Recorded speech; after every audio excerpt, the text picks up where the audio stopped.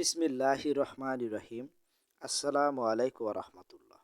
Viewers, আজকে আপনাদের সামনে একটা কৃষিমূলক টপিক নিয়ে এসেছি। সেটা হচ্ছে আমার যে কলার বাগান আছে, সেই কলার বাগান থেকে আজকে কিছু বেশ কিছু কলা গাছ উত্তোলন করা হচ্ছে এবং সেই সাথে আমি যে সুপারি বাগানের ভিতরে যে কলা গাছগুলো লাগিয়েছিলাম সেখান থেকে কিন্তু কলা গাছের চারাগুলো আজকে উত্তোলন করা হচ্ছে। কেননা এই কলা গাছের বয়স কিন্তু অলমোস্ট ২ বছর কিন্তু পার হয়ে গেছে, অতিক্রম করে ফেলেছে ভিউয়ার্স। তো আপনারা জেনে খুবই উপকৃত হবেন যে যারা কলা চাষি বা কলার বাগান করছেন, উদ্যোক্তা হতে চাচ্ছেন, তাদের অবশ্যই এই ভিডিওটা ইনফরমেটিভ হতে চলেছে। সেই সাথে আমি কিভাবে কলা গাছ উত্তোলন করছি এবং কোথায় কলা গাছগুলো আবার পুনরায় রোপণ করছি সেই বিষয়ে কিন্তু আজকে আমার এই ভিডিওতে বিস্তারিত আলোচনা করতে যাচ্ছি। তো যাই হোক ভিউয়ার্স, আপনারা যদি আবার এরকম এই কৃষিমূলক ভিডিও এবং পরামর্শমূলক শিক্ষণীয় এবং ইসলামিক যদি জীবন দর্শনের উপর কিছু ভালো ভালো ভিডিও পেতে চান, অবশ্যই আমার চ্যানেলটাকে সাবস্ক্রাইব করে পাশেই থাকবেন। তো যাই হোক, কথা না বাড়িয়ে আসল কথায় আসছি। দেখতেই পাচ্ছেন ভিউয়ার্স, আমার এই বাগানে যে কলা গাছগুলো আছে এগুলো আহ, বেশ আহ, বেশ সংখ্যক কলা গাছই কিন্তু উত্তোলন করা হয়েছে, আর কিছু কলা গাছ রেখে দিয়েছি কারণ ওগুলোতে অলরেডি সরি চলে এসেছে। সবরি কলা গাছ যেটাকে দেশি মালভোগ কলা বলা হয়। তো যাই হোক ভিউয়ার্স, এই সুপারি বাগানের ভিতরেই কিন্তু আমি এখানে আপনারা যে বাগানটা দেখতে পাচ্ছেন এটা মূলত একটা সুপারি বাগানে কেন্দ্র করে এখানে কলা এবং অন্যান্য কিন্তু আমি কৃষি করেছি। ঠিক আছে ভিউয়ার্স, তো যাই হোক, এরকম আমার যে বিগত আরও অনেক ভিডিও আছে কিভাবে কি করেছি ওগুলো আপনারা আমার চ্যানেলে অবশ্যই দেখে নেবেন, প্রিভিয়াস ভিডিওগুলো, তাহলে বুঝতে পারবেন যে আমি আসলে কিভাবে একটা বাগানের ভিতর একের ভিতর কিভাবে অন্যান্য কৃষি করেছি সেই বিষয়ে কিন্তু আমার ভিডিও দেওয়া আছে অলরেডি। তো ভিউয়ার্স, দেখতেই পাচ্ছেন আমার এই কলা গাছগুলো যে তুলে দেওয়া হয়েছে এগুলো যে মোথা বলে, এই শিকড় এবং কলা গাছ যে পচে কিন্তু এটা একটা সার হয়ে যাবে। ঠিক আছে, এই সারটা কিন্তু আবার এই সুপারি বাগানের জন্য কিন্তু খুবই উপকারী।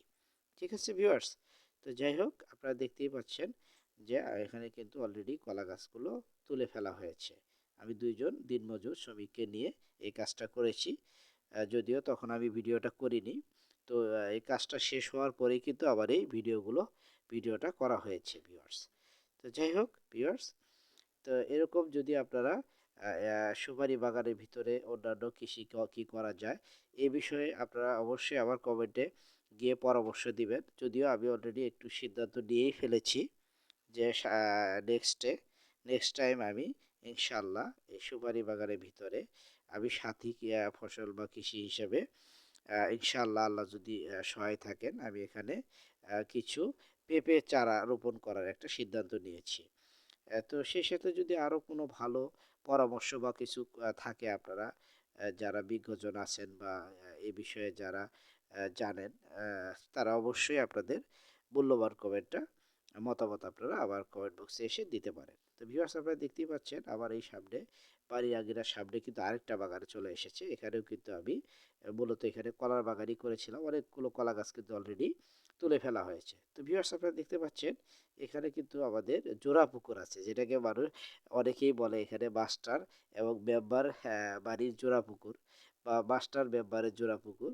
এই ডান পাশের যে পুকুরটা দেখতে পাচ্ছেন সেটা হচ্ছে আমার চাচার পুকুর, এবং বাম পাশের যে পুকুরটা, এটা পুকুর বললে আসলে ভুল হবে, ওয়ান কাইন্ড অফ এটা দিঘি। কারণ বিশাল বড় পুকুর, এখানে প্রায় 14-15 বিঘার মধ্যে এই পুকুরগুলো অবস্থিত। তো আপনাদের যাদের এরকম গ্রামীণ সৌন্দর্য বা প্রাকৃতিক দৃশ্য দেখতে ভালোবাসেন তারা অবশ্যই আমন্ত্রিত। আপনারা এসে আমাদের এই পুকুরগুলো দেখে যাবেন। পাড় দিয়ে হাঁটলেও কিন্তু বিকালবেলা অনেক ভালো লাগে। তো এরকম 3-4টা পুকুর আছে আমাদের। তো যাই হোক ভিউয়ার্স, আপনারা দেখতে পাচ্ছেন এই পুকুরের ভিডিও নিয়ে কিন্তু আমি আরেকটা প্রিভিয়াস একটা ভিডিও করেছিলাম যে এখানে কি করা যায়। তো অলরেডি আমি এখানে যে ওই যে কলার যে চারাগুলো ওখান থেকে যে তুলেছি পুলি বলে, সেটা কিন্তু অলরেডি এখানে লাগানো হয়েছে ভিউয়ার্স, পাড় দিয়ে।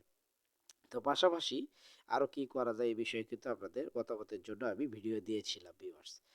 তো যাই হোক ভিউয়ার্স, আপনারা দেখতেই পাচ্ছেন এই পুকুরটা যেহেতু অনেক বড়, এখানে কিন্তু চারপাশে ওইভাবে নেট দিয়ে বা ইয়া করে কিন্তু আটকানো যায় না। অনেক সময় দেখা যায় মানব সৃষ্ট কিছু কারণের ক্ষতি হয়, প্লাস হচ্ছে যে এখানে প্রাণী আছে, গরু ছাগল দেওয়া হয় যেহেতু রাস্তার পাশে এই পুকুরগুলো। তো অনেক সময় দেখা যায় ভিউয়ার্স যে অনেক কিছুই করা যায় না এখানে। মাছ যে চাষ করা হচ্ছে, পাশাপাশি কিন্তু কিছু করার একটা চেষ্টা করা হচ্ছে ভিউয়ার্স।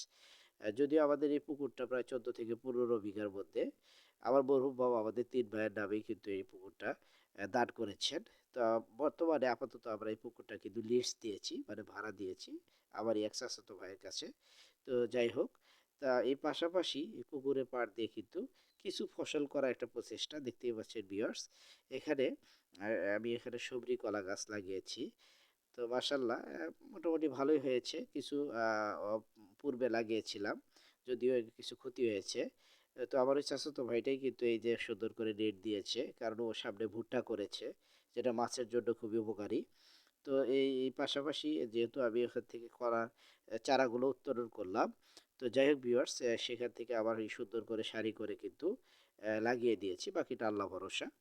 আল্লাহ যদি সহায় থাকেন তাহলে অবশ্যই এখান থেকেও কিছু কলা আমি হারভেস্ট করতে পারবো। যদিও আমার ওই 2টা বাগান থেকে মাশাল্লাহ ভালোই কলা হারভেস্ট করেছি আল্লাহর অশেষ মেহেরবানিতে। সেটার অ্যামাউন্টটা নয় নাই বললাম। তো ভালোই একটা মাশাল্লাহ অনেক অনেকই আমি হারভেস্ট করেছি। এবং সবচেয়ে বড় কথা হচ্ছে 2 বছরে যে আমরা কলাটা পেয়েছি, আমাদের কিন্তু ওইরকম কলা কিনে খেতে হয়নি। এটাও কিন্তু একটা লাভের একটা ব্যাপার।